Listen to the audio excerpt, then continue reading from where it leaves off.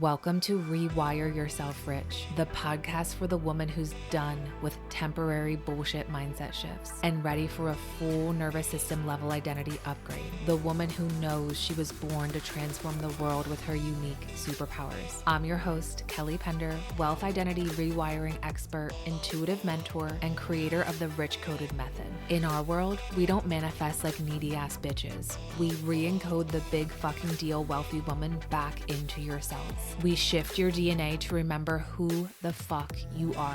Ready to become rich coded, getting paid to exist? Let's fucking go.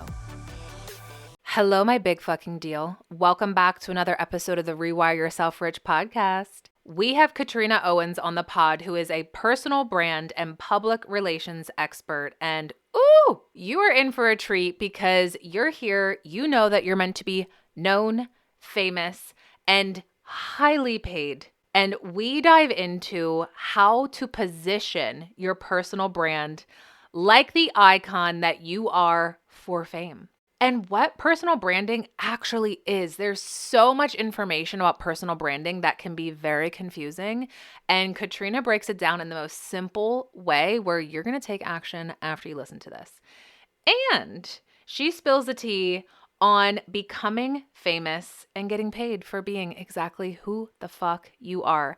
I cannot wait for you to dive in. And before we dive in, I am so excited to share about Rich Coded Live happening on April 25th in Philadelphia. This is not your average event. This is not one of those blow smoke up your ass bullshit conferences where you leave with nothing but a basic bitch tote bag.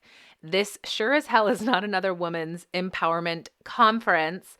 This is a full body identity activation where your 5-figure fame offers finally click, where your self-concept finally catches up to your strategy, and where you stop being the coach with potential and start being the leader that you motherfucking are. I didn't build a stage. I built a fucking runway. And there's 2 of them in the room. Red carpet, paparazzi photos. The vibe is going to be everything.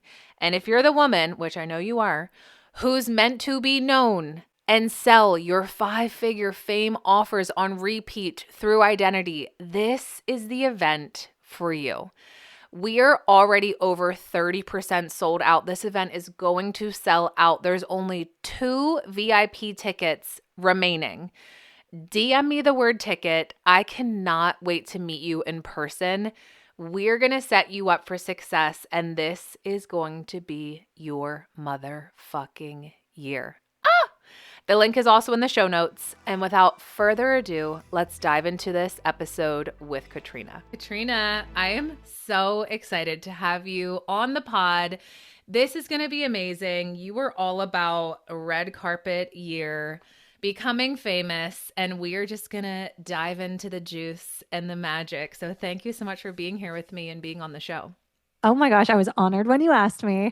Obviously, like when we met, I was like, yes, so there's going to be so much collaboration in our future. So, yes, I'm happy to be here, honestly. Yes. And just a little behind the scenes, we met in New York City at the award ceremony and being featured on billboards in Times Square.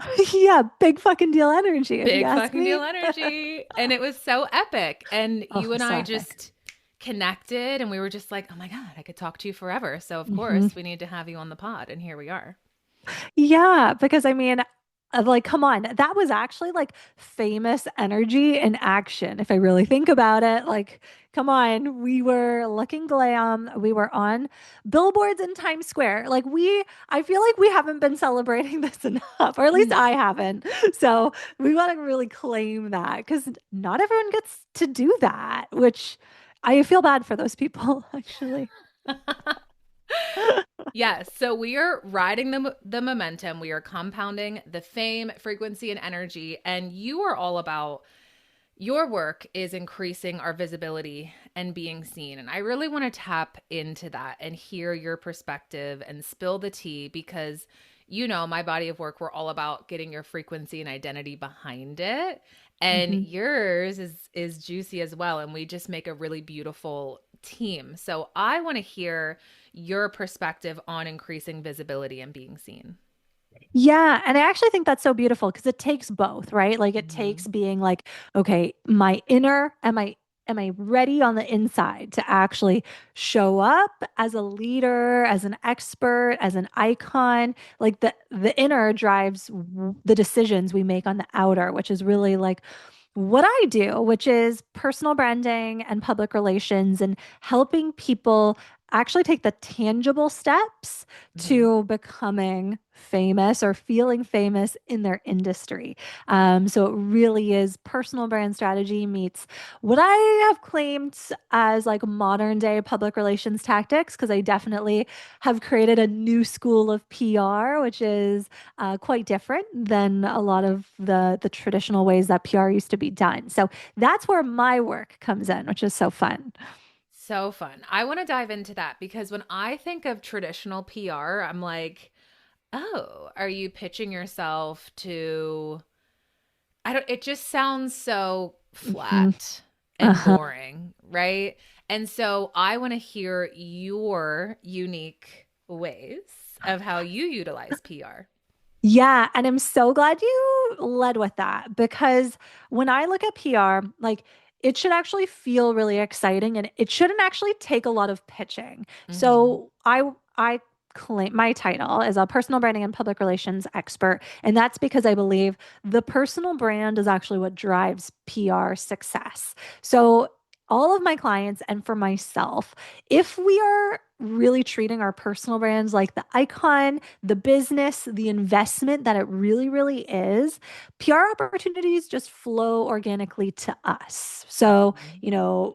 most of my clients don't spend a lot of time pitching themselves to podcasts or media or speaking events because they see those opportunities just show up in their inbox.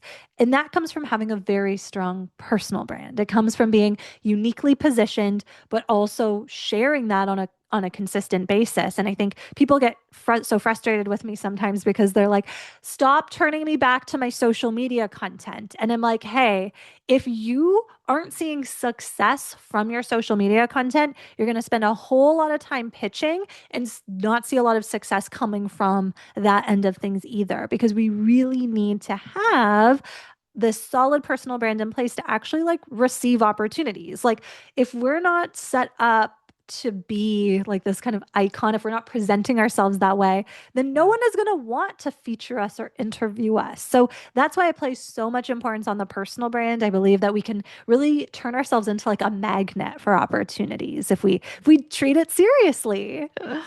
I love this. And it's so interesting because so many of us are like, personal brand. Is that my logo? Uh-huh. Are those my colors? I don't get it. And we're so like truly brainwashed to believe just fix your logo, just fix your website. And I want to hear your perspective and definition of personal brand because I know the way that you're about to share this is going to land for all of our listeners. Yeah, because I actually don't give a shit about the colors. I don't care what fonts you use. I don't care. I mean, I have a subset of clients who are actually like corporate executives, and like these are people who like they are not spending their time on a color palette. Like they're sharing their insights on platforms like LinkedIn and seeing really great success come from like sharing posts that have no visual attached to them at all. So Mhm. when it comes to having a very strong personal brand, it actually comes down to how you're positioned and your differentiation. Like it really is that simple. It's what are you known for? Like, what is that one thing? And then how are you different from other people who might also do that thing?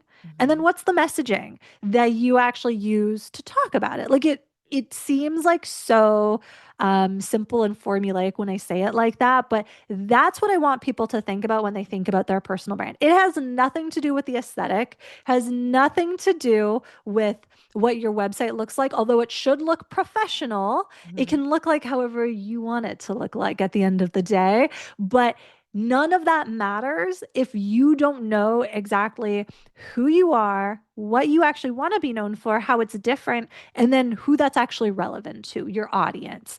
We can't have a personal brand without an audience. And people love to like skip over that part because they're like, well, the personal brand, it's all about me. And I'm like, it's about the person that you serve. And if you can't clearly articulate that, then what are we doing this for? Because then you won't have buyers for your services or product. You'll have readers for your book, listeners for your podcast. So Mhm. it's creating this personal brand that really is what you want to be known for and how it appeals to that very specific person. And everything else is like the extra part. But the core is that personal brand identity. And it really is like rooted in traditional marketing strategy too, right? Because that like I'm sure I'm not blowing everyone's mind with like you need to have focus and know your audience. But like it's that simple. We think we make it so complicated. It's actually just like, if we ever took a high school marketing class, that's what they taught us, and it's bringing it back to those things. It's not something new or complicated or different. Yes. But the way you said that is mind blowing because it's so fucking simple. And Yeah. one thing I always say is that power lies in simplicity, Mm. right? Potency is magnetism lies in simplicity. And we get everything distorted based off of Mhm. everyone on social media. Yeah. And when we come back to it's not even basics, it's like this is just how it fucking is. Yep. And when we come back to that and plug into these three simple ways to have a personal brand, it's like, oh, that's an easy foundation. The three Mhm. simple steps, okay, I can move forward from there. I can build from there. Yes, and that's what it's meant to be. It's meant to be the foundation. Mhm. And I get a lot of people who come to me and they're like, I just want to focus on PR. They're like, I have a strong personal brand. Actually, you know what's funny? Anyone that has ever told me I already know what my personal brand is, I've looked at it and been like, okay, but I don't. And that's how I know that you didn't craft it with the audience in mind. Mhm. Like the strongest personal brands are when I can go to an Instagram profile or a website or a LinkedIn profile and be like, oh, I know exactly what you do and who you serve. Anyone who has ever been like, I don't need the personal branding. I got that part. I'm ready for PR has always actually needed the foundation. And I don't know what that is. I don't know why, but I think maybe we think we kind of like bring our ego into it a little bit. Yeah. Actually, this is really interesting because I've been thinking about this a lot. It's a lot of us, and I wonder if you can relate to this because I actually experienced this early in my business. Like this is going to sound like I can say this on your podcast. I know I can. In my first year of business, I like accidentally made six figures. Like it was never the goal. All I wanted to do was be able to like be self-employed and be able to match my corporate salary. And Yeah. so my business was really messy and there wasn't a clear personal brand, but I was still like making money and something was working.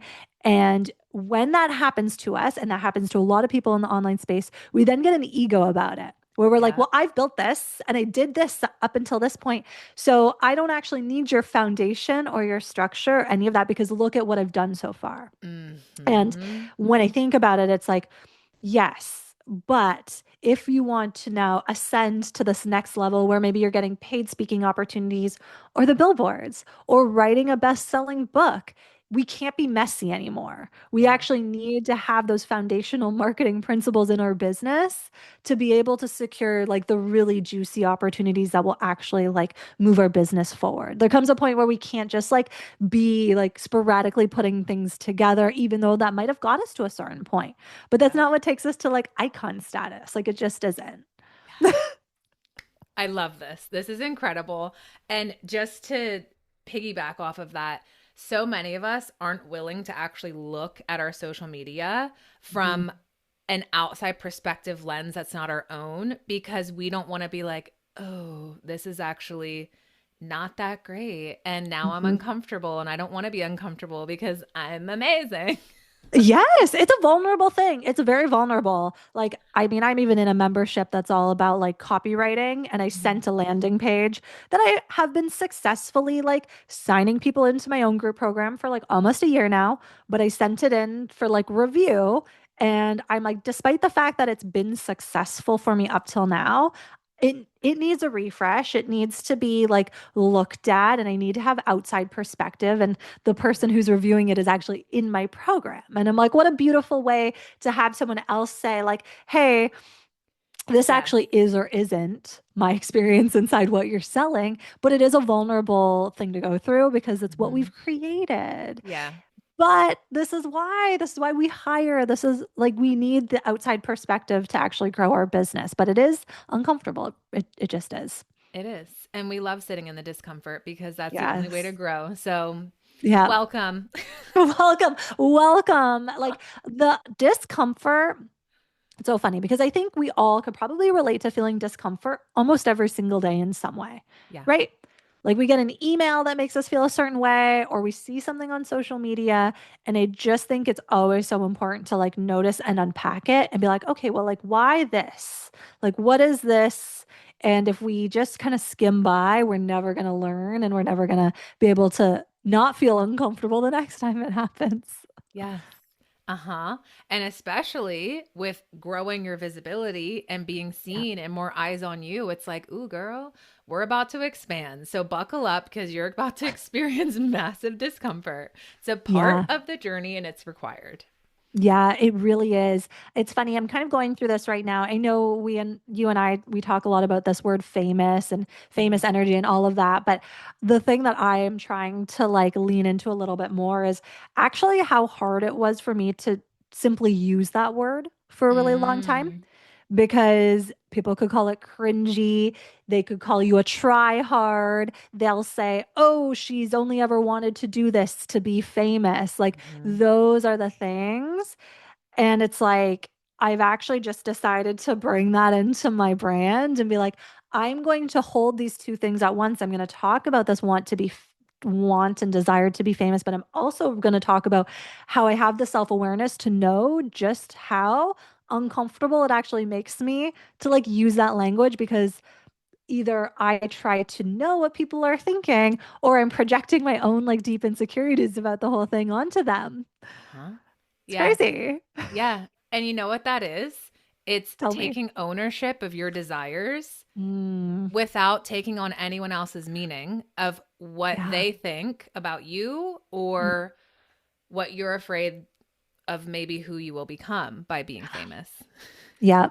Yeah. It's so true. It's so true. You know what's crazy? Because I have this particular situation, like it kind of like keeps coming up for me because I do a lot of speaking and I have a lot of relationships with different people. And sometimes I think it's so interesting in the entrepreneurial space because we form these relationships and I always look at things as like a business relationship. Like unless you're like a childhood friend of mine, like Mhm. we're people who do business together. And sometimes I think people almost make it too personal and then they're like, "Oh, well you made this amount of money from my stage, so you must owe me something." Or we start to feel that way. And then that's kind of the projection that we start to like put on ourselves where it's like people are going to think that I just wanted to do this thing for the fame or for the money or Mhm. public relations is so relationship based, but the context of that relationship is so important. Yes. Like we have to be able to discern what's a business opportunity versus like, well, what is a more personal relationship because they actually are two very different things and look very different. Yes. I love this. Yeah. Do you hear that, listeners? Be discerning. Own your desires and be discerning. Yeah, be so discerning. Like that is what I have learned over the last 12 months. It's like, ooh, okay. We have to be so clear in what we want because that Mhm. actually makes it really easy for us to not feel like how do I word this eloquently? It's like if we just claim we want to be seen, we want to be famous, we want to be visible, then we're not like holding anything back in a way where people are going to be like, well, you just did this because of the fame. And it's just like, yeah, I did. Like you knew that all along. Mhm. And that's fine. We're It here was to be entirely the seen. point.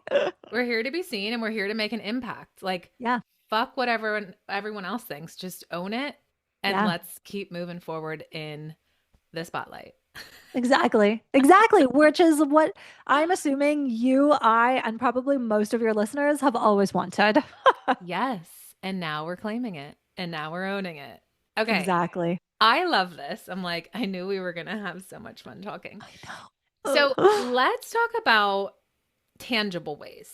Hmm. Okay. This is huge because, and this comes up a lot. It's like, okay, I want to be on top stages. I want to be booked on top podcasts, billboards, covers of magazine. But how? How? Mm, And so we don't play in logic here. However, we do love strategy that lands yeah. and we have the frequency and identity to hold it. So I'd love to hear from you tangible steps we can take to Hmm. be more seen and visible.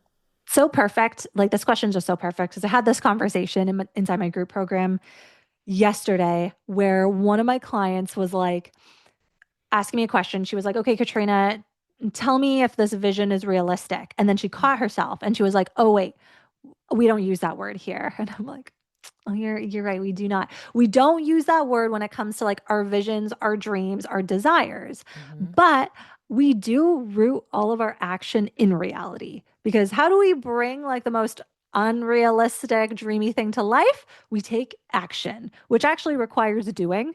And so when it comes to PR specifically, this is the part people hate, but it's starting small because I don't believe that most of us are going to land an incredible paid stage opportunity in front of hundreds of thousands of people without having done anything to get there. Okay. Yeah. And also like, why would you want to? Like, if you've never spoken on stage in front of people ever before, do you really want to like have the first opportunity to do that being like very high stakes?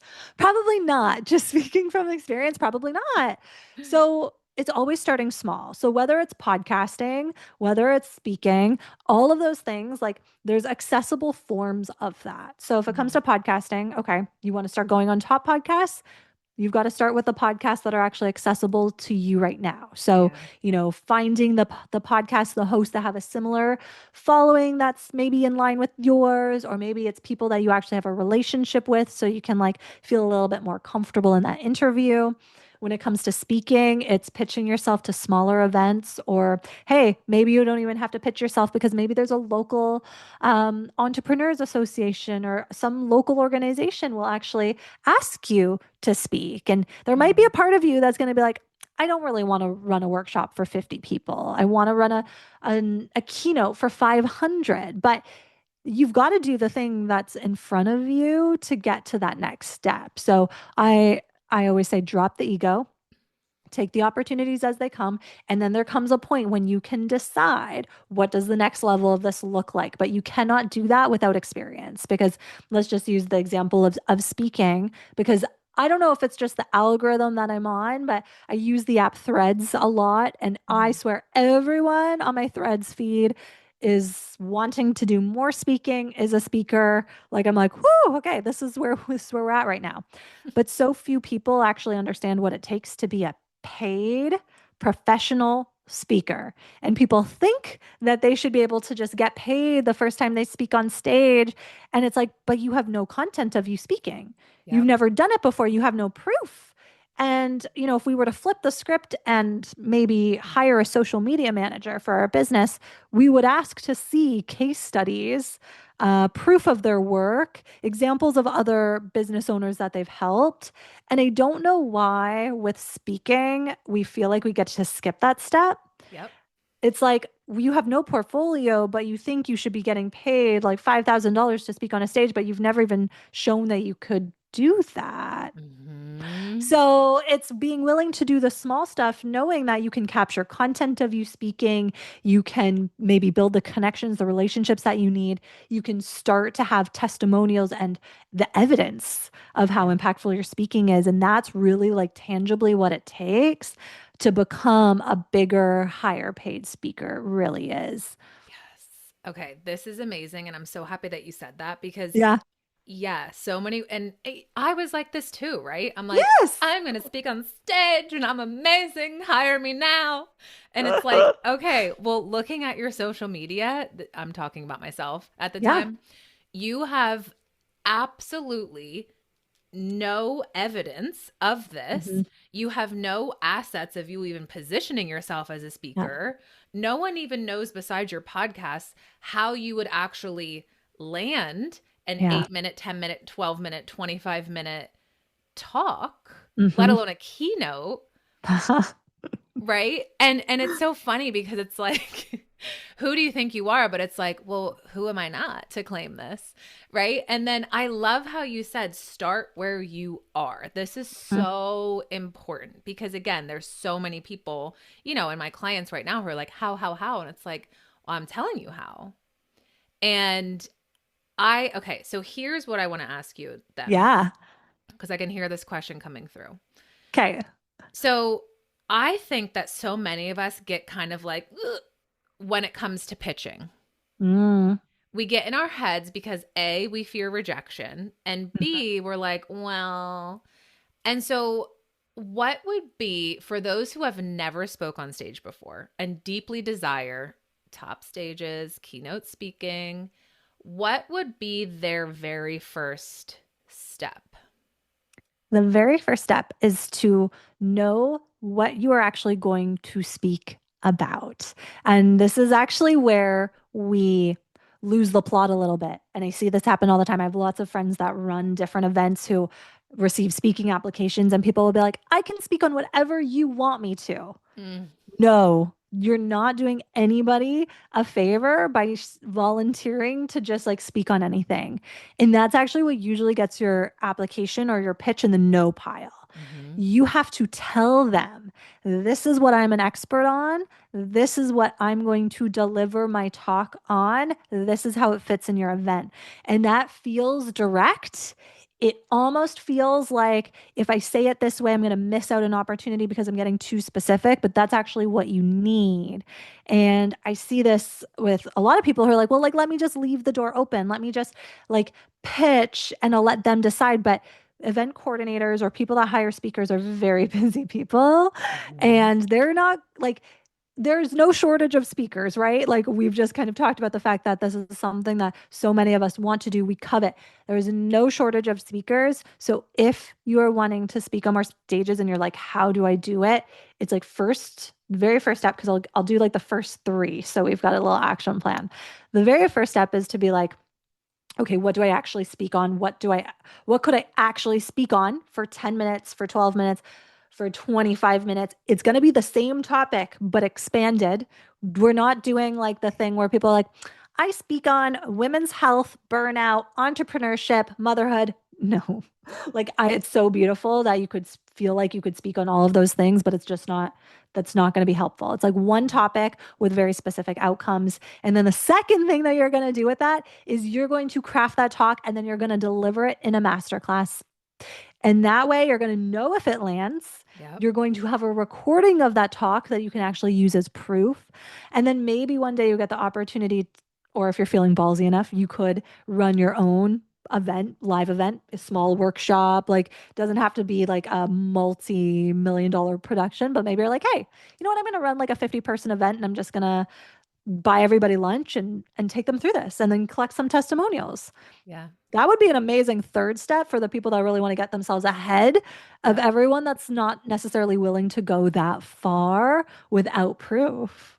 But Mm-hmm. that would be the three-step action plan for all of the people that are like, I'm doing this in 2026. Yes, that was amazing. I'm so happy that you said it like it is without sugarcoating Yeah. because I mean, honestly, if I got an application that was like I could talk about anything, immediately trash. Yes. Like exactly. It's like, no, like you're not like you are not doing me a favor by just Mhm. like leaving the door open. You're actually now making my job even harder. Yeah. Like, Yes. And that weaves into beautifully taking ownership. Take yeah. ownership of your body of work. Take Yeah. ownership of how you do it differently. Take ownership Yes. of who you speak to and how you get them there like no one else can. Like Yeah. this is the stage that Yeah. you're building that you're speaking on. So own it, claim it, craft it. Like do the damn thing. Yeah, exactly. And I think like that's what we forget. We're like, oh, we're gonna like test messaging, and if they don't like it, then I can offer something else. But now you're just compromising your own values and integrity because you're trying to what? Speak on a stage. But if you're Hmm. speaking on that stage out of integrity or out of your values, then what is it all for to begin with? Then we're just doing it for ego, which Yep. is the worst thing to do any of this for. Like, really. Yep. I love this. Oh my God, this is amazing. So good. Okay. So we were talking about red Ooh. carpet year. I know that you just led that master class, and I'm like, the second you said that, I was like, tell me everything. That Uh-huh. just speaks to my soul. And I know to our listeners as well. So, yeah, tell us how, especially now moving into 2026, how can we create our red carpet year? So I love this topic so much. So to me, a red carpet year is the year that you watch all of the dreamy things that you've ever put on a vision board or like fallen asleep dreaming about. It's the year all of those things come true. But the reason why it's a year is because I don't believe in overnight success. I actually don't believe that any of us go to sleep and then wake up with an incredible opportunity in our inbox without having done any work. The world just doesn't work like that. We can Hmm. have these amazing dreams, but once again, going back to the very realistic action plan to get there. So when it comes to a red carpet year, it usually is taking the risks, the actions, the steps that most people aren't willing to take to actually land on the red carpet. So this red carpet analogy, I don't even know like how it came to me, but like I think well, I shouldn't say that. Obviously, I do. Like this year, I felt really famous for my work. Like, let's just get that out of the way.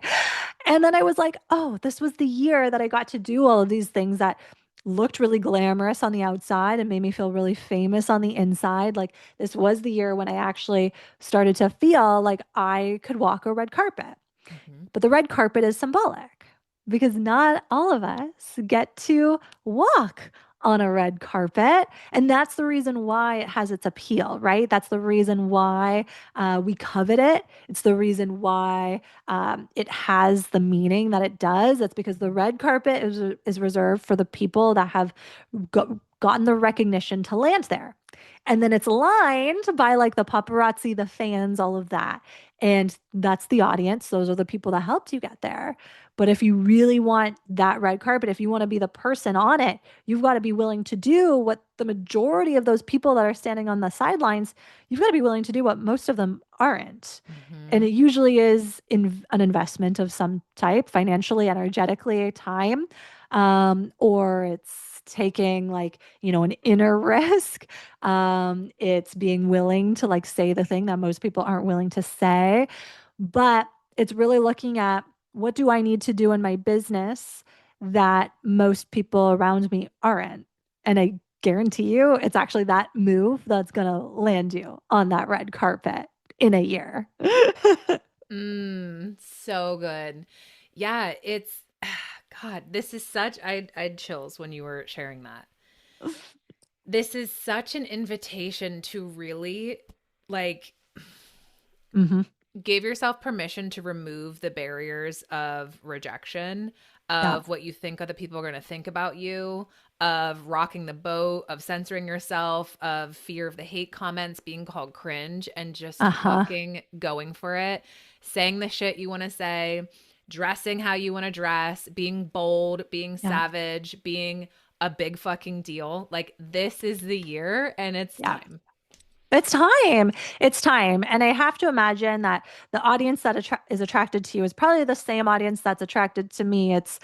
They're the people that are like, yeah, like I really want to do it, but there's something inside that's Hmm. like, we got to break through that to like actually let ourselves have it. It's Yep. not easy. It really isn't easy, but it's so worth it if you can really just let yourself have it, honestly. So worth it. I love this. Okay, so all of us who are listening are claiming that we're having our red carpet year. Mhm. It's time. Hell yeah. It's time. We're ready to be seen. We're ready to be massively visible. We're ready to make a Yeah. massive impact. And we're ready for massive money. Yeah. And we're ready for people to like look at us and be like, how did she do that? Hmm. Because that's what people are going to ask. And it's literally by radical acts of self trust. That's it. It's by being like, I I knew what I had to do, or I hired the person to help me figure out what to do. Yeah. And I just trusted myself to do it. Yep. Oh, that's literally exactly it. That's exactly it. There's the recipe. This is amazing. I could talk to you all day. Is I there know. anything else that's coming through you that you would like to share with us and with the audience? Yeah, you know what? I think, okay, this is gonna kind of wrap everything all together, I think. Did you happen to watch, so Taylor Swift has her new like Eras Tour documentary out, okay? It is like I'm not a Swiftie, although like I do enjoy Taylor Swift. I'm not like this massive fan. But I was like, oh, that's kind of like a fun thing to watch on a Friday night. And then like I really didn't want to watch it. Like there was something in me that was like, yeah, I want to watch it, but like I know it's going to make me feel uncomfortable. Yeah. And I was like, why am I having this like weird resistance? Like it's a show, it's not that serious. And the resistance comes from a place of like, oh, that's something that I want really, really badly for myself. Mm-hmm. And I thought to myself, okay, I know I'm gonna watch this. I'm gonna cry. I'm just gonna cry. I'm gonna like see her doing amazing things. I'm gonna like think it looks so glamorous, so fun, and I'm really gonna want it for myself. And then I don't know how that's gonna make me feel at the end of the day. And yeah, I did cry through the whole thing. And I did, it made me feel lots of different ways, but it reminded me of the importance of watching other people do the thing that you want to have.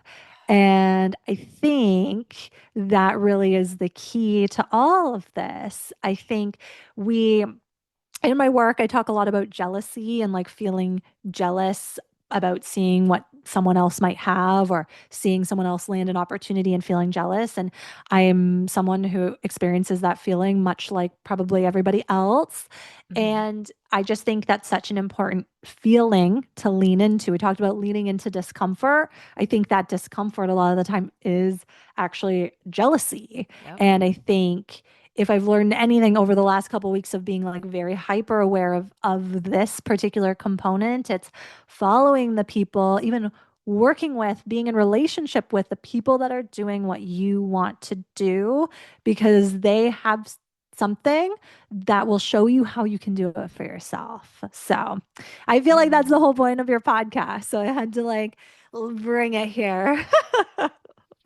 That was so beautiful. I'm really so glad you said that. It's so Yeah. interesting. Just to quickly say this, Yeah. we get so like, oh my God, I'm triggered. Ah! But it's Yeah. like, well, what if that trigger is actually speaking to the part of you who wants that? It usually is. It usually It is. usually is. And it's not a bad thing. It's not a problem. It's actually a permission slip. And it's like, do you want to accept that permission slip? Because it's actually an invitation. Yeah. Yeah. And it tells you so much about yourself. It's like, it's going to just, if we can just be really curious about it and be like, Mhm. why did this trigger me? And instead of just like ignoring it, I actually think the biggest growth from comes from like acknowledging it and like being willing to explore it. And yeah, it's not comfortable. It brings up all sorts of feelings, but it really teaches us so much about ourselves, and it probably is the key to unlocking everything you've ever wanted. It is. It It is. is. I love it. Spoiler alert, it is. Oh my gosh, you're incredible. I could talk to you forever. This was so good, so juicy.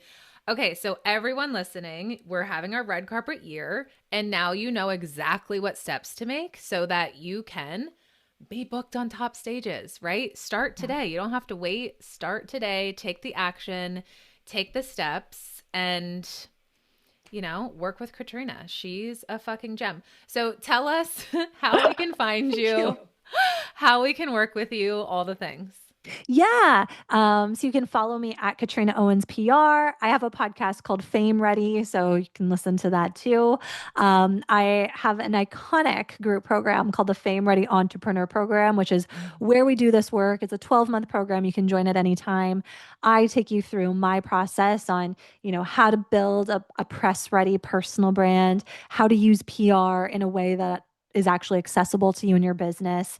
And it really is a space. I mean, the women in that program get incredible results. I have one who's getting a TED Talk, another one who is having a major brand partnership. Like the list goes on and on. So that is the space where all of your wildest dreams come true if you're willing to use public relations to really just take things to the next level, which is fun in my opinion, but also intimidating. But that's the beauty of it. That's the beauty of it. I love it. Oh, this is so good. We will put all of that in the show notes. Thank you so much for being here, for your magic, for your wisdom, for just being you. I loved every second of this. Thanks, Kelly. Oh, always a pleasure. If you loved this episode as much as I did, please take a screenshot and tag me on Instagram so I can share you and your incredible body of work to my network and celebrate you. And as a special abundance gift, please give us a 5-star rating and review on Apple Podcasts. Take a screenshot, send it to me on Instagram, and I'll send you my sexy sales hypnosis to rewire yourself rich in your sleep.